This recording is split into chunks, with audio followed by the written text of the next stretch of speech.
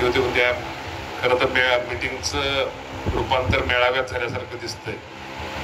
मी खरं तर आज आलोय तर तुमच्या सगळ्यांशी चर्चा कराय. तुमचं मत आपल्याला पंचायत समिती, जिल्हा परिषदेच्या निवडणुकीमध्ये किंवा नगरपालिकेच्या निवडणुकीमध्ये, महानगरपालिकेचा तुमचा काही संबंध नाही, पण या निवडणुकीमध्ये आपण काय केलं पाहिजे, आपली भूमिका काय असली पाहिजे. प्रत्येक तालुक्यामध्ये आपण तुम्हाला शेवटी आपल्या दृष्टिकोनातून आपल्या राष्ट्रवादीचा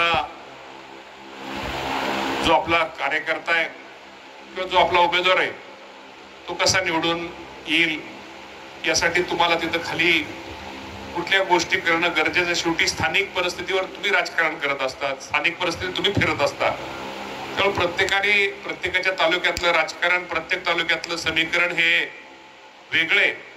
त्यामुळे खरं तर आज मी तुमच्याशी हितगुज एक संपर्क मंत्री म्हणून आज हा काय मेळावा वगैरे नाही की काय, समजा अक्कलकोट तालुका आहे त्यामध्ये आपण नगरपालिकेला काय केलं पाहिजे, कुणाबरोबर गेलं पाहिजे, कुणाबरोबर राहिलं पाहिजे, किंवा तुमचं मत आहे की आपल्याला सेपरेटच लढायचे तर सेपरेट लढायचं.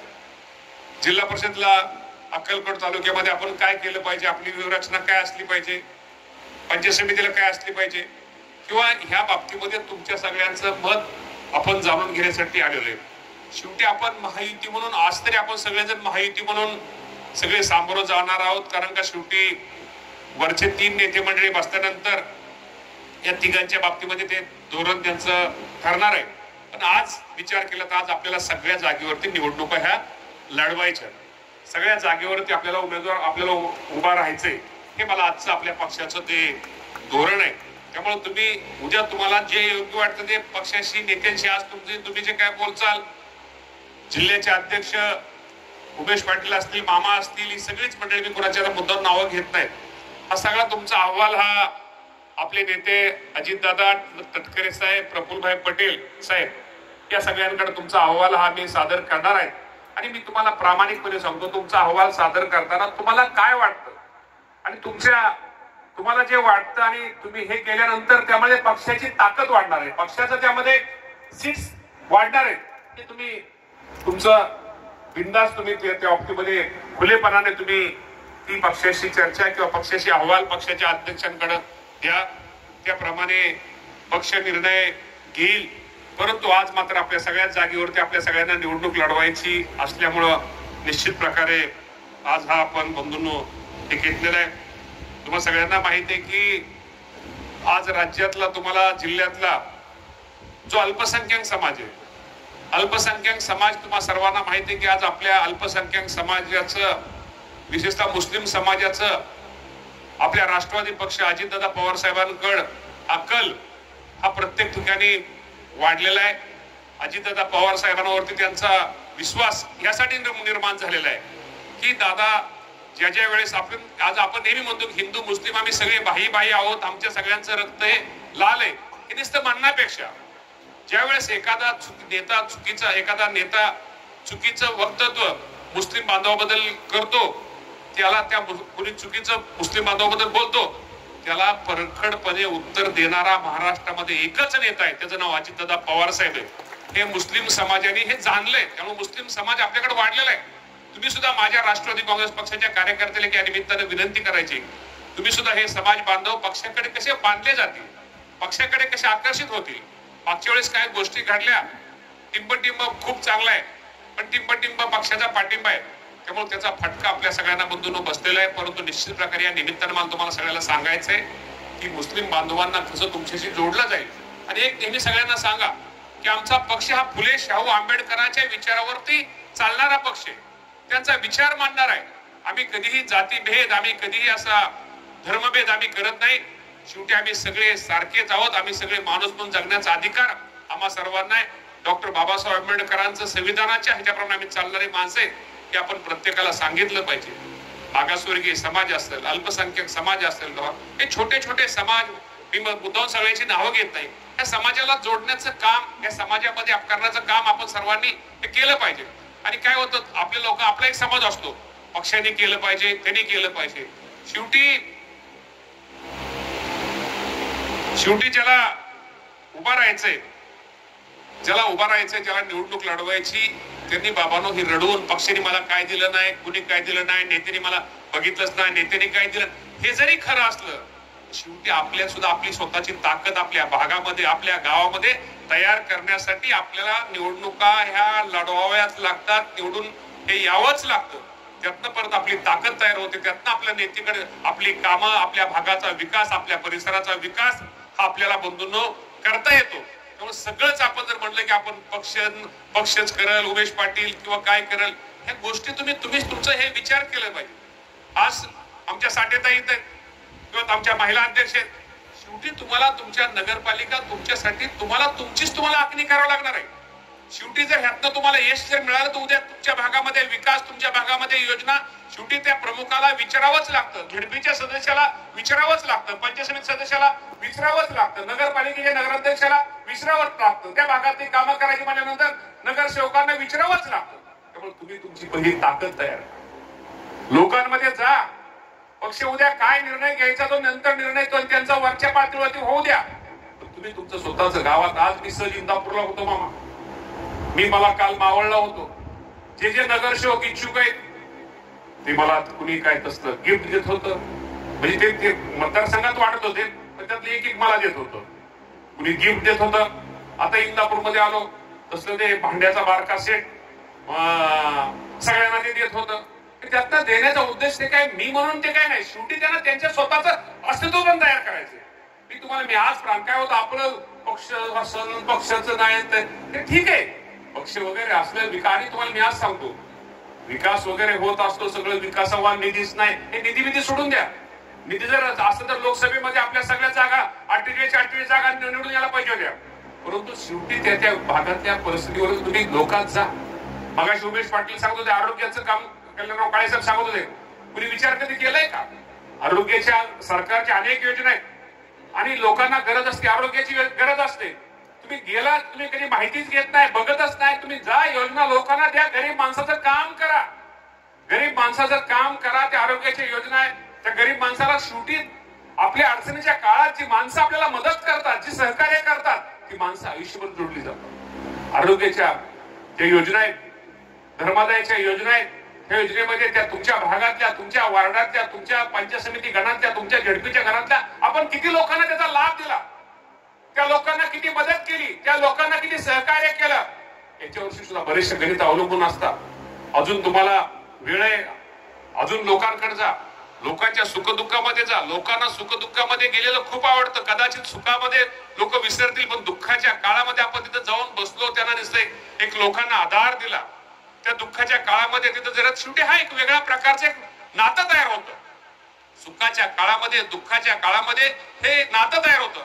आणि मी आज सांगतो, कदाचित आज तुम्हाला मी सांगतो की आयुष्यामध्ये नेहमी लक्षात ठेवा, सर्वसामान्य माणूस केंद्रबिंदू मान आणि गरीब मोठे माणसं कदाचित तुम्ही किती कामं केली, त्या माणसाला किती मदत केली तर मोठी माणसं विसरतील. गरीब माणसाच्या अपेक्षा खूप छोट्या असतात, त्यांच्या गरजा खूप छोट्या असतात, कमी असतात. त्या गरजाच्या काळात जर आपण गरीब माणसाला मदत केली, त्या गरीब माणसाला जर सहकार्य केलं, तर गरीब माणूस तुम्हाला तुमच्या आयुष्यात कधी विसरणार नाही. गरीब माणसाला केंद्रबिंदू माना. अनेक केंद्राच्या राज्याच्या योजना, त्यासाठी तुम्हाला काय कुठला तरी पुढारी छावं लागतं, कुठल्या पक्षाचं लेबरच लागतं असं नाही आहे. तुम्ही पंचायत समितीमध्ये गेलाय, एमआरएच्या माध्यमातून विहिरीचं गायीचं प्रकरण करण्यासाठी कोणाला मदत केली आहे, एमएससीबीचं कोणाचं एखादं बिल एखाद्याचं वाढून आलंय, ते बिल कमी करण्यासाठी आपण कधी कोणाला मदत केली आहे, कोणाला सहकार्य केलंय? बाबांनो, ह्याचा कधीतरी विचार केला पाहिजे. शेवटी कुठल्या गोष्टी तुम्हाला हे काय जादूची कांडी नाही, नेता किंवा पुढारी ह्यासाठी होत नाही. तुम्ही जसं गरिबांना, लोकांना जोपर्यंत मदत करत नाही तोपर्यंत ह्या गोष्टी तुम्हाला कराव्याच लागतील. जर तुम्ही ह्या गोष्टी केल्या नाहीत तर तुम्हाला मी आज सांगतो, तुम्हाला निवडणुका येतील जातील, परंतु आणि पक्षाच्या नावाने, नेत्याच्या नावाने पहिलं खडं फोडायचं बंद करा. तुम्ही तुमचं अस्तित्व तयार करा. जर तुमचं अस्तित्व तयार झालं, आपोआप वरचा नेता तुमच्या दारात येईल. तुमचं अस्तित्वच नसलं, तुमचं हेच जर नसलं, उगं नेते मंडळी पक्षाने आम्हाला काय दिलं, एवढी निष्ठा केली, इतकी सेवा केली, हे असं आपण ते सोडून द्या. हे कुठेतरी आता स्पष्ट बोलण्याची गरज आहे. आणि मी सांगतो, ज्याला उभा राहताना एक नेहमी लक्षात ठेवा, ज्याच्याकडे सगळ्या गोष्टींनी ज्याच्याकडे लढण्याची ताकद आहे, उगं मी असं केलं, मी एवढं केलं, हे आता तो निवडून पक्षाशी प्रामाणिक असणारा, निवडून येणारा आणि सगळ्या बाजूनी त्याला लोक त्याला सहकार्य करतील. समजून घ्या, सगळ्या बाजूनी त्याला लोक सहकार्य करतील आणि तो सगळ्या बाजूनी लोकांना सहकार्य करेल अशी माणसं तुम्ही तयार करा, अशी माणसं तुम्ही उभा करा. आता हे पक्ष वगैरे सगळं तुम्हाला मी तिथे डोक्यातनं पहिलं तुम्ही ते काढा. उमेश पाटील पक्ष तर आहेच, नेते तर आहेत, पक्षाची मदत तुम्हाला सर्वांना आहेच. मगाशी उमेश पाटलांनी सांगितलं आज मामा पक्ष कोण असतं, मामा आमच्या बरोबर दिसलं असतं. आज बबन दादा आपल्या आज आजारी दादांचं काम तुम्हाला सगळ्यांना माहित आहे. दादा वरून तिथं सुद्धा लोकांना किती मदत व्हावी, सहकार्य करावं. स्वतः किट त्यांनी कारखान्याच्या वतीनं इथं गोरगरिबांना दिलं. तिथं दादांच्या माध्यमातून खूप मोठी मदत तिथं झालेली आहे. रणजित भैया तुम्ही फक्त दादांना साथ द्यावं, म्हणजे साथ तुम्ही देतायच. तुम्ही तर स्वतः आता 4-5 महिने होता.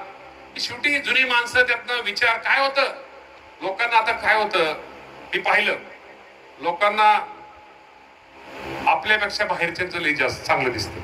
तसं नाहीये. तुम्हाला मी सांगतो काय होतं मग ह्यामुळं लोक कुठल्याही गोष्टीमध्ये संभ्रम तयार नाही झाला पाहिजे. आणि एकदा संभ्रम नाही झाला तर आपल्याला वाटतं की आपलं काहीतरी होईल वगैरे, त्यामुळे त्याचा फटका पार्टीत जाऊ द्या म्हणून द्या आपल्या स्वतःला सुद्धा कधी कधी बसतो. त्यामुळं पाठीमागे जायची वेळ हे निश्चित प्रकारे येते. त्यामुळे मला तुम्हाला सगळ्याला सांगायचंय की कुठेतरी विकास लय जोरात चालले, रस्ता दिला, काम केलं, हे केलं, हे ठीक आहे, पण ह्याच्यावरती मतदान त्याचं होत नाही. तुम्ही प्रत्येकाच्या वैयक्तिक ज्या माणसाच्या तुम्ही सुख दुःखात ज्या माणसाला तुम्ही मदत करचाल, अल्पसंख्याकच्या योजना आहेत तुमच्या आपल्या बऱ्याच मराठा समाजासाठी आपण कुठलं ते अण्णासाहेब पाटील महामंडळ असेल किंवा असे अनेक महामंडळ तुम्ही आपण खरं कधी विचार करत नाही. खरं तुम्हाला माणसं जोडायचं हेच साधन आहे. विकास विकास हे पैसा, कोण पालकमंत्री, कोण संपर्क मंत्री, कोण उपमुख्यमंत्री, उपमुख्यमंत्री, ह्या गोष्टी वेगळ्या. तुम्हाला माणसं जोडायचं काम खरं सांगतो ह्या गोष्टीमध्ये खूप गोष्टीमध्ये तुम्हाला निश्चित प्रकारे आहे. तुमच्या भागातून किती दिव्यांग आहेत. तुम्ही आता उद्या पंचसमितीत उभा राहणार आहे, झेडपीला उभा राहणार आहे. तुम्ही कधी विचार केलाय की आपल्या गावामध्ये एवढे दिव्यांग आहेत, त्या दिव्यांगांना शासन घरकुल देते, त्या दिव्यांगांना लोक सायकल देते, त्या दिव्यांगांना खुर्ची देते, त्या दिव्यांगांना ते कर्ज तर सोडून द्या, त्या दिव्यांगांना अनेक गोष्टी सरकारच्या माध्यमातून हे सगळं फुकटचं. त्यासाठी तुम्हाला काय नाही, फक्त तुम्ही पंचायत समिती जिल्हा परिषद कुठेतरी जायचं तेवढं फक्त त्याच्याबरोबर त्याला मदत करायची काम आहे. तर माणसं खरंच तुमच्या आयुष्यभर तुम्हाला जोडले दिव्यांगाचं असतं. आता वयोश्रीची काय ज्येष्ठ माणसांसमोर बसतात, वयोश्री योजना केंद्र सरकारची, राज्य सरकारची, त्यासाठी काय राजकारण कुठल्या पक्षात तुम्हाला लागत नाहीये. वयोश्री योजनेमध्ये तुम्हाला मी सांगतो तुम्हाला अनेक लोक जोडता येतात, अनेक लोकांचं त्यामध्ये ज्या योजना आहेत, फक्त योजनेमध्ये तुम्हाला भाग घ्यायचा आहे, त्या माणसाला फक्त मार्गदर्शन करायचंय, फक्त त्या माणसाला सपोर्ट करायचा आहे. पण आपण कधी विचारच करत नाही. आपण फक्त ह्याच गोष्टी सगळ्या करतो. कामगारांचं माहिती आहे, कामगार नोंदणी आपण तुम्ही आज सगळे कार्यकर्त्यात किती लोकांनी आपापल्या गावामध्ये कामगारांची नोंदणी केली मला सांग. अरे नोंदणी जर तुम्ही त्या कामगारांची केली तर त्या कामगारांना किती तो माणूस तुमचे अशा अनेक उदाहरण आहेत. आज तुम्हाला मी सांगतो पंतप्रधान आवास योजनेच्या बाबतीमध्ये सरकारने हे काढलं होतं. आतापर्यंत मागचं मला वाटतं मागची वेटिंग लिस्ट सगळी संपलेली आहे. नवीन तुम्हाला चान्स होता. मागच्या महिन्यामध्ये तुम्हाला जेवढं कोण लोक त्यामधनं वंचित राहिलेले त्या सगळ्यांचा अर्ज घेऊन सगळ्यांचं हे करायचं तुम्हाला चान्स होता. मला माहित नाही तुम्ही लोकांनी तो कदाचित तुम्ही सगळ्यांनी भरले असतील. मी खरं तर मी माझ्यावर जातोय. तुम्ही खूप हुशार आहात सोलापूरकर सगळे, त्यामुळे तुम्ही कदाचित तुमच्या भागातल्या लोकांच्या सगळ्या म्हणजे मी तुम्हाला सांगायचा उद्देश की तुम्हाला यातनं माणसं जोडायला एक संधी असते. ही संधी आयुष्यामध्ये नेहमी लक्षात ठेवा. मी आज इंदापूर मध्ये येतोय, स्पष्ट तुम्हाला बोलतो काय तुमच्या लांब नाही. आज माझ्या पुढं किती मोठा विरोधक आहे, किती मोठी त्यांची यंत्रणा आहे, पण मी ह्या बारीक सारीक गोष्टीचा विचार करतो. वयोश्री योजनेमध्ये तुम्हाला मी सांगतो, काल सहज मी पाठीवर बसलो इंदापूरला, त्यासाठी मला कुठल्या पुढाऱ्याचं मंत्र्याची मला कुठेही लागलेलं नाही. आमच्या सचिन सपकाळ त्यांनीच फक्त फॉर्म भरले, पुढे सचिन सपकाळ हा सचिन सपकाळ आणलाय, त्यांनीच माझ्या परस्पर मी काहीच केलं नाही. वयोश्री योजनेमध्ये इंदापूर तालुक्यामध्ये फक्त किती लोकांना पैसे काल मंजूर झाले? 3907 लोकांना. किती रक्कम सांग? 3907 लोकांना रक्कम. मी सहज त्याला विचारलं, बघा ह्यांनी एकट्याने 3907 लोकांचं फॉर्म भरले. अध्यक्ष हे तुम्ही पण ऐका. आता लोक भाषणबाजीला अजिबात कंटाळले सगळी. कोणाला भाषणाचं देणं घेणं नाही कोणाला. लोकांना काम. मी काळे साहेब, मी तुम्हाला सगळ्याला सांगतोय, रामेश्वर मामा सगळ्याला सांगतो की आता तुम्हाला कांबळे साहेब आता लोकांच्या जाऊन तुम्हाला करावं लागेल. सहज मी काहीच केलेलं नाही. सचिन सपकाळने फॉर्म भरले मागच्या 2 महिन्यापूर्वी 3907 लोकांचं मावा. इंदापूर तालुक्यामध्ये 1,69,00,000 रुपये मंजूर झाले वयश्री योजनेमध्ये. दिव्यांगांचं किती झालं? 2 मिनिटं एक बोलतो जरा. दिव्यांगांचं 247 लोकांनी दिव्यांगाने घेतलं. त्यांना 31,52,000 रुपये शेवटी. सांगायचं तात्पर्य शेवटी तुम्ही लोक असं झटलं पाहिजे. अरे तुमच्यापेक्षा माझी परिस्थिती लय खराब आहे, माझं तर लय अवघड आहे. पण तरी सुद्धा मी आज प्रामाणिकपणे सांगतो. आणि मी जरी आज तुमच्यात जाता, तुम्ही लोकांच्यात जा, गरिबांच्यात मिसळा. कार्यकर्ता म्हणून नुसतं पक्ष वगैरे बाकीच्या गोष्टी मी काय, मला कोणी बघितलंच नाही, मला कोणी हसलंच नाही, कागद दिला, माझं कामच, हे सोडून द्या.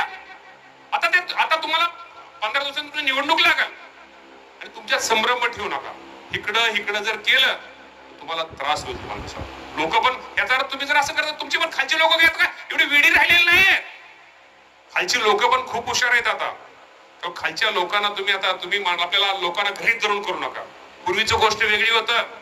गावचा पाटील किंवा गावचा सरपंच सांगितल्यानंतर अख्खं गाव त्याच्या मागे जात होतं. आता असे उलटा गावचा सरपंच आणि गावचा पाटील सांगितलं ना, 60% गाव विरोधात जाते. ह्याचा उद्देश एकच आहे. उलटा आता पूर्वीचे दिवस आता बंद करा. पूर्वी एक म्हण असायची की कुठली निवडणूक लागायची की 1 महिना राहिला, 5 वर्ष कोणी लक्ष देत नसेल, 1 महिना राहिला की ज्या वेळेस पाटील किंवा एखादा गावातला प्रमुख यायचा आणि सायकलच्या दुकानात बसायचा आणि ज्यावेळेस ती चहाची ऑर्डर द्यायचा, हे चहा घेऊन ये, ती हळूच गावची म्हणायची, कुठलं इलेक्शन लागतंय काय कुठलं. आता मी गंमत सांगतो तुम्हाला, आता ते दिवस राहिलेले नाही. तुम्हाला तुमच्या स्वतःसाठी, पक्षासाठी नंतरचा विषय, तुम्हाला स्वतःसाठी, स्वतःच्या भवितव्यासाठी आणि एकदा तुमची स्वतःची आयडेंटिटी तयार होऊ द्या. तुम्हाला निवडणुका लढवताना सगळ्या बाबीचा विचार करून लोकात जाऊन ह्या निवडणुका तुम्हाला लढवाव्या लागतील. आणि शेवटी पक्ष श्रेष्ठ नेता, मगाशी कोणतरी उमेश पाटील, मला माहित नाही कोण गेलं कोण आलं, हे जाऊ दे, हे चालतं, हा प्रक्रियेचा भाग आहे. आपण कोण आलं कोण गेलं, शेवटी ज्याला त्याला शेवटी स्वातंत्र्य, तो विषय नाही आहे. आपले सगळ्यांचे नेते दादा आहेत. शेवटी दादा हा कामाचा माणूस आहे. दादा कामाचा माणूस आहे. ते स्पष्टपणे होय आणि नसेल तर नाही म्हणून सांगणार आहे. उगाच तोंडावर तुम्हाला जास्त हेलपाटे हे तिथं त्या उमऱ्यावरती घालवणारा माणूस नाहीये. आणि तुमच्या सोलापूरकरांसाठी बबनदादा शिंदे, मी खूप वेळा साक्षीदार आहे, बबनदादा शिंदे असतील, मामा असतील, तुमचे सगळ्या कार्यकर्त्यांची नावं घेतात. तुमच्या इरिगेशनच्या, जलसंपदाच्या विषयात असू द्या, पाण्याच्या विषयात असू द्या, किंवा बाकीच्या प्रत्येक विषयामध्ये या सोलापूर जिल्ह्यामध्ये सगळ्यात जास्त नेते लोकांना, आता नेत्यांनी खाली कुणी किती सांगितलं मी म्हणणार नाही, सगळ्यात जास्त सोलापूर जिल्ह्यातल्या शेतकऱ्यांना, अल्पसंख्याक समाजाला, मागासवर्गीय समाजाला सर्वात जास्त मदत कुणी केली असेल तर त्या नेत्याचं नाव आहे अजितदादा पवार. हे तुम्हाला मी प्रामाणिकपणे सांगतो. हे लोकांमध्ये गेलं पाहिजे. अरे तुमच्या एवढ्या योजना जलसंपदाच्या झाल्या, तुमचे एवढे बॅरेजचे विषय झाले, ह्यामध्ये कुणी तुम्हाला मदत केली, यावेळेला कुणी सहकार्य केलं, याचा पण कुठेतरी विचार करा. आणि मी तुम्हाला आज सांगतो, शेवटी नेत्यांचं प्रेम तुमच्यावरती आहे. ठीक आहे, कुणी आला गेला, फोटो काढला, आला मग ते कसं काय चाललंय, असलं अजिबात काय चाललं दादा असला नाहीये. ज्यांनी दादावरती प्रेम केलं, ज्यांनी दादाला सहकार्य केलं, त्याला दादा कधी विसरत नाही. फक्त दादाचं कसं आहे, आता माझा स्वभाव वेगळा आहे, मी आपलं गोडगोड बाबा हा बाबा, तसं दादाचं नसतं. काम करणारा माणूस आहे, ते कसं आहे, ते जे असेल ते एकदम हे. त्यामुळे निश्चित प्रकारे बाबांना तुम्हाला मला एवढं सगळ्यांना सांगायचंय, उद्याच्या निवडणुकीमध्ये आज तुम्ही सगळे पक्षाचे अध्यक्ष इथं हजर आहात, सगळ्या सेलचे प्रमुख आहेत, म्हणजे महिला प्रजा अल्पसंख्याक ग्रंथालयापासून सगळ्याच सेलचे प्रमुख आज तुम्ही सगळे हजर आहात. त्यामुळे मी जास्त तुम्हाला काय ह्या बाबतीमध्ये इकडे बोलणार किंवा त्यामध्ये बोलणार, सगळ्या सेलचे मी मुद्दाम नावं कोणाची का घेतली नाही. काय होतं, नावं घेतल्यानंतर एक मी पाहिलंय, ज्याचं घेतलं त्याला काय वाटत नाही, पण ज्याचं नाही घेतलं ती पुढचं काय म्हणतो, लय मामा वापरत होतो, नाव तर घेतलं का. सगळे सन्माननीय, सर्व सन्माननीय, म्हणजे त्यापासून ते सगळ्यापासून. त्यामुळे मी मुद्दाम नावं न घेण्याचा उद्देश माझा हेच होता. बाबांनो, मी पण खूप खोलगा खुलून आलेलो आहे. त्यामुळे सगळ्यांचं मला, मी पण शेतकरी पुत्र आहे. आदरणीय देवेंद्र फडणवीस साहेब असतील, एकनाथजी शिंदे साहेब असतील, अजितदादा पवार साहेब असतील, या सर्वांनी मला कृषी मंत्रीपद दिलेलं आहे. कृषी मंत्रीपद दिल्यानंतर अतिवृष्टी झाल्यानंतर मग उमेश पाटलांनी सांगितल्याप्रमाणे राज्यामध्ये दौरा करायचा विषय आला. शेवटी मला पण विदर्भ काय माहित नव्हतं, मराठवाड्यातलं कोपरं माहित नव्हतं. त्यामुळे आता मला पण, मी गेलो ना, अमरावतीला गेलो, अकोल्याला गेलो, वाशिमला गेलो, हिंगोलीला गेलो, नांदेडला गेलो, इकडं म्हणजे सांगायचं मी सगळीकडे फिरताना सगळीकडे गेलो. त्यामुळे मला आता जालन्याला गेलो, म्हणजे नगर भागात गेलो, तुमच्या इथं जिथं तुमच्या भागामध्ये आलो. त्यामुळे मला शेवटी कुणी आईच्या पोटातून जन्म येत नाही. शेवटी आज कार्यकर्ता छोटा जरी असला तरी त्याला नंतर अनुभवात माणूस शहाणा होतो म्हणे. तो अनुभवात माणूस, त्याला अनुभव मिळाल्यानंतर त्याला कामकाजामध्ये त्याची सुधारणा होते. आम्हाला भाषण करायला म्हटलं तर आम्हाला भीती वाटायची पाहिजे, तर आम्हाला नाही वाटत भीती. आता झालंय, चाललंय. पण मी सांगतो, राष्ट्रवादी पक्ष हा भाषण करणारा नाही, काय नुसता गोडगोड बोलणार नाही. हा पक्ष कामाचा आहे. आणि सोलापूर जिल्ह्यासाठी, खरंच तुम्हाला सोलापूर जिल्ह्याचा जर विचार करायचा असेल तर या सोलापूर जिल्ह्यासाठी मी सांगतो, मी मंगळवेढ्यापासून मी पाहिलं की अजितदादा पवार साहेबांनी खूप काही गोष्टी सांगोल्यापासून आपल्या सगळ्यांसाठी केलेल्या आहेत. निश्चित भविष्यामध्ये आपण आपलं यामध्ये निश्चित चांगलं काम करा. आज आपल्याला माहिती आहे की बबनदादा आजारी, दादा मला वाटतं किती दिवस लागतील, 4-5 महिन्यात दादा बहुतेक निवडणुकीच्या नंतरच आता इकडे येतील. पण रणजित भैया, दादाच्या गैरहजेरीत थोडं जरा लक्ष द्या. माणसं लय भारीत काय सगळी, त्यामुळे लक्ष तुम्हाला सगळं द्यावं लागेल. शेवटी आता कुठंतरी आपल्याला एकदा हे गेलं, तुमचं सगळं भारी हो. काय होतं, प्रत्येक तालुक्यामध्ये राजकारण वेगळे, माझ्या राजकारण तालुक्यामध्ये राजकारण वेगळे, दौंडमध्ये वेगळे. प्रत्येकाच्या स्वार्थासाठी एखादा दौंडवाला जर दौंडच्या राजकारणासाठी जर इंदापूरला वाल्याला असं जर काय केलं, हे बरोबर नाही माणूस. त्यामुळे प्रत्येकाचं राजकारण तालुक्यामध्ये महत्वाचं आहे. आणि आपल्या दृष्टिकोनातून बबनदादा शिंदेसारखी जुनी जाणती माणसं आपल्याला मार्गदर्शनासाठी खूप महत्वाचे आहे. त्याचा फायदा निश्चित प्रकारे आपल्या पक्षाला होतो. काम वगैरे एखादं कमी जास्त होत जाईल, काम तर होत असतं. काम विकास काय थांबत नसतो. आणि ह्या निवडणुका आपण प्रत्येकाने वैयक्तिक याच्या माध्यमातून जास्तीत जास्त कसं आपल्याला हे करता येतो करण्याचा प्रयत्न करा. मग अशी मी काही गोष्टी सांगितल्या, तर काही गोष्टी तुमच्या चालू पण असतील. तुम्ही लोकांना मदत पण करत असाल, सहकार्य पण करत असाल, ते तुम्ही निश्चित प्रकारे करा. आणि तुम्ही तुमचं जे म्हणणं आहे, लेखी म्हणणं, पक्षाचे जिल्ह्याचे अध्यक्ष, तुमच्या भागामध्ये एखादी नगरपालिका आहे, समजा माळशिरसची नगरपंचायत आहे, माळशिरस नगरपंचायतीमध्ये आपण काय केलं पाहिजे, माळशिरस झडपीच्या गटामध्ये आपण काय केलं पाहिजे, स्पष्ट मत तुमचं द्या. शेवटी निर्णय, आज आपण तर महायुतीमुळे सगळे एकत्र आहोत, आज तिन्ही पक्ष आपण सगळे एकत्र आहोत. उद्या ते तिघं बसून काय निर्णय घ्यायचा ते त्यांच्या वरच्या लेवलला ते घेतील. पण तुम्ही सगळ्यांनी तुमचं मत हे पक्षाच्या अध्यक्षांकडे तुम्ही निश्चित प्रकारे द्या. आणि आपल्या बोलण्यामुळं, वागण्यामुळं कुठं पक्षाचं नुकसान होईल किंवा कुठं नेत्याचा कुठला एखादा कमीपणा होईल असं आपण सर्वांनी कुठंतरी आपण करू नका. अतिवृष्टीमध्ये जी मदत आपण खूप मोठ्या प्रमाणामध्ये आपण सोलापूर जिल्ह्याला सुद्धा आतापर्यंत काल अखेर आपल्या सोलापूर जिल्ह्यामध्ये आपण साधारणतः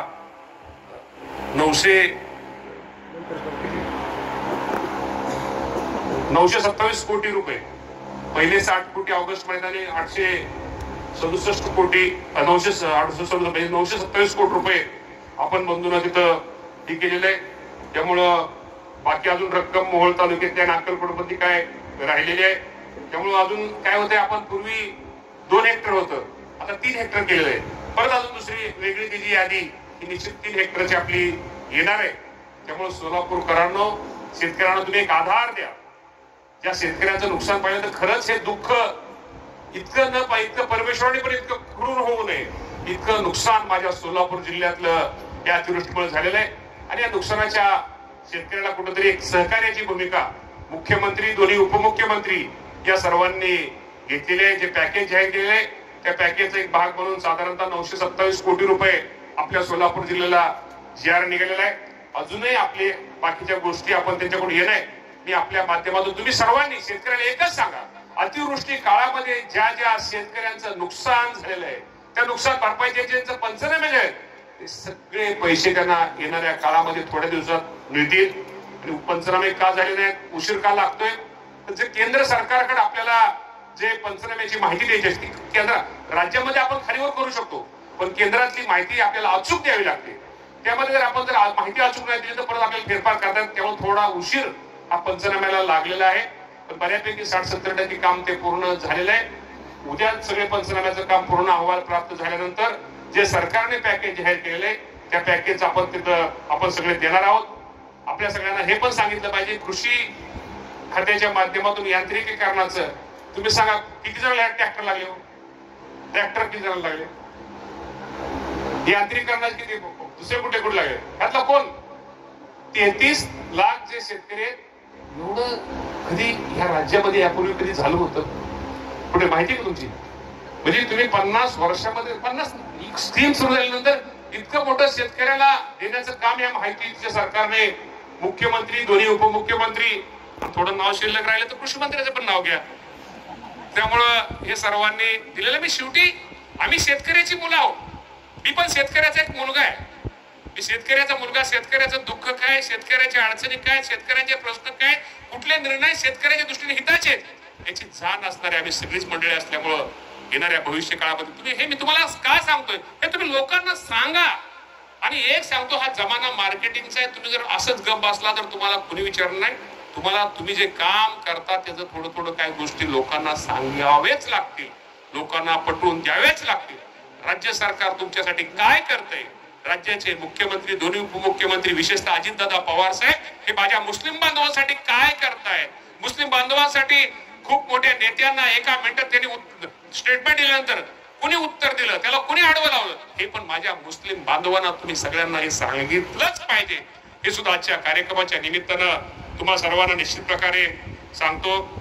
सोलापूर जिल्ह्याचा विविध यांत्रिकीकरण योजना लॉटरीमध्ये निवड झालेली लाभार्थी संख्या आहे मामा सोलापूर जी ना 1,96,335 आणि ट्रॅक्टरची निवड झालेली सोलापूर जिल्ह्यात 77,773 77,000 आणि लाभार्थी अजून अपलोड, तुमची माहिती कमी अपलोड करून घ्या.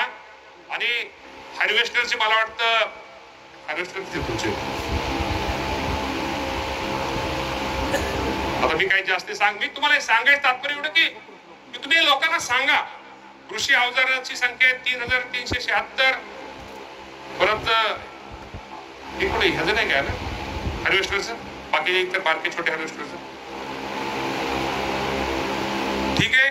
तुम्ही यांत्रिकीकरणाचं ते लोकांना सांगा. कृषी विभागाच्या माध्यमातून असेल, दादांच्या माध्यमातून असेल, या गोष्टी तुम्ही लोकांना सांगा. शेवटी तुम्ही या गोष्टी हे यांत्रिकीकरणाचं आता महत्वाचं आहे. तुम्हाला कोणी काय दिलं, तुम्हाला हे कोणी दिलं म्हणजे आज मी मुद्दाम का पक्षाच्या लोकांना हे तुम्हाला पण माहिती असलं पाहिजे. तुम्हालाच माहिती नसलं तर काय त्याचा उपयोग आहे. हे तुम्हाला मी फक्त कृषी विभागाचं सांगतोय. महिला बाल कल्याणचे आपले आदित्य आहे, त्यांना विचारा. क्रीडा विभागाच्या माध्यमातून कोकटे साहेब आहेत, त्यांचं काय झालंय. मुस्लिम साहेबांच्या माध्यमातून काय झालंय. आमच्या झिरवाळ साहेबांचा विषय, झिरवाळ साहेबांच्या माध्यमातून इथं जास्त उत्पन्न त्यांनी काय केलंय की ज्या ज्या राज्यामध्ये आज जे सगळे जे मंत्री म्हणून काम करतायत ते प्रत्येकाच्या माध्यमातून काय ना काहीतरी शेतकऱ्याला, सामान्य माणसाला निश्चित प्रकारे मदत सहकार्य देण्याचं काम केलंय. त्यामुळे ह्या निवडणूक आपल्याला आज तरी महायुती म्हणून लढवायच्यात, पण तयारी आपण सगळ्यांनी प्रत्येकाने आता आपल्याला निवडणूक लढवायची या हेतूने आपण सर्वांनी तयारी करावी. आणि आपल्या ज्या काही सूचना असतील, आपलं जे काय म्हणणं असतील, आपण कृपा करून लेखी म्हणणं उमेश पाटलांकडे द्या. उमेश पाटील एकत्रित अहवाल करतील. अक्कलकोटवाड्याला काय वाटतं, करमाळवाड्याला काय वाटतं, माळशिरसवाड्याला काय वाटतं, पंढरपूरवाड्याला काय वाटतं, हा सर्व तो अहवाल, हा सगळा अहवाल आदरणीय दादा तटकरे साहेब आणि प्रफुल्लभाई यांच्याकडे दिला जाईल. त्यातनंही जे काही निर्णय घेतील तो निर्णय नेते मंडळी घेतील. पण आज मी तुमच्या समोर आलोय, आपल्याला सगळ्याच निवडणुका ह्या लढवायच्यात. त्याप्रमाणे आपण निश्चित प्रकारे हे करावं. पदवीधरांच्या बाबतीमध्ये सुद्धा नोंदणी आपण सर्वांनी जास्तीत जास्त कसंही करता येईल आपण स्वतः त्यामध्ये सर्वांनी त्यामध्ये सहभाग निश्चित प्रकारे घ्यावा. उमेश पाटलांकडे काय फॉर्म आहेत ते आपण फॉर्म निश्चित प्रकारे घ्यावे ही आपल्या सगळ्यांना आज मी ह्याच्या आढाव्या बैठकीच्या निमित्तानं विनंती करतो. आज आपली सभा नाही, आज आपला काय मेळावा नाही, कुणी बोललं म्हणजे आज हे करायचं.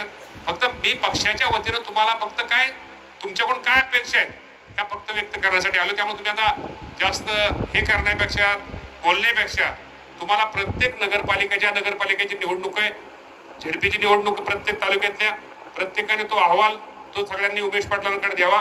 उमेश पाटलांनी तो अहवाल अजितदादा साहेबांच्या यामधनं घ्यावा आणि आपण सोलापुरासाठी अजितदादा पवार साहेबांना विनंती करून आपण दादांना इथं सांगू, इथं आम्हाला एक सोलापूर शहरामध्ये जनसंवाद कार्यक्रम तुम्ही दादांचा द्या आणि सोलापूरसाठी आपण लवकरात लवकर दादाचा जनसंवाद कार्यक्रम घेऊ ही सुद्धा आज तुम्हाला सगळ्यांना आज मी त्याप्रमाणे दादांना विनंती करूया.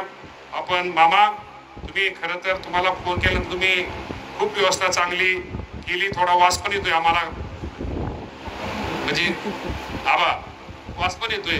आबा तर पार ह्याला निघाले तर म्हटलं आबा इथं. त्यामुळं आज खूप चांगला कार्यक्रम इथं सगळ्यांनी घेतला. भैया तुम्ही सगळेच हा दीपक आबाचा मला फोन आला होता, मामाला पण आला होता. त्यांच्यातलं काल कोणी तर रात्री तुम्हाला पाठवले म्हणले पण हो तानाजी काका सगळे आलेत कारण त्यांचं ते वारल्यामुळे मला स्वतः मामा नाही तर परत म्हणजे माझ्याबद्दल परत गैरसमज सध्या सोलापूरमध्ये गैरसमज जास्त चालले. पण मला म्हणले मी मामा वाटलं तर इथं करतो आणि त्यामुळं निश्चित प्रकारे आज खूप थोड्या नोटिशीत आपण सगळे बरं झालं सगळेच उपस्थित राहिला. जे आपण 40-50 जण उपस्थित राहण्याच्या ऐवजी तुम्ही सगळेजण उपस्थित राहिल्या. मग माझा बोलण्याचा एकच उद्देश होता की तुम्ही त्या निमित्तानं सगळ्यांनी गावोगावी घरोघरी राहिलेल्या दिवसामध्ये पोचा. ज्याला उभं राहायचं त्यांनी लाडू खिचडी लोकांना दिली तरी काय हरकत. लोकांना म्हणजे मतदारसंघामध्ये काय त्या निमित्तानं काय करायचं शेवटी निवडणूक लढवायची म्हटल्यानंतर काय आपण जे टॅक्टिस वापरतो त्या टॅक्टिस तुम्ही निश्चित प्रकारे वापरा. आणि पुन्हा एकदा मी खरंच सोलापूरकरांचं तुमच्या सगळ्यांचं धन्यवाद. मला माहित नाही सोलापूरमध्ये आल्यानंतर पालकमंत्री असणाऱ्या गोष्टी वेगळी होती पण थोडी छाती माझी फुगती त्या टोल नाक्याला. कुठेही वाटतं कुठेतरी आपली माणसं आहेत, घरची माणसं आहेत, कुठेतरी वेगळी माणसं आहेत. ठीक आहे काय तालुक्यामध्ये कमी जास्त असेल तर याचा अर्थ एक कार्यकर्ता राष्ट्रवादीचं नाव घेतलं तरी त्यांनी वेगळं एक बळ आहे त्यामुळे वेगळंच असं मनाला वाटतं. आयुष्यामध्ये एक लक्षात ठेवा, हसत राहा, खेळत राहा. हे दिवस पुन्हा पुन्हा नाहीत. आनंद द्या आणि आनंद घ्या. आनंद हा गोलगोल आहे. जेवढा पुढच्या माणसाला आपण आनंद देऊ तोच आनंद उलटा धापट आपल्या कुटुंबाला मिळाल्याशिवाय राहत नाही.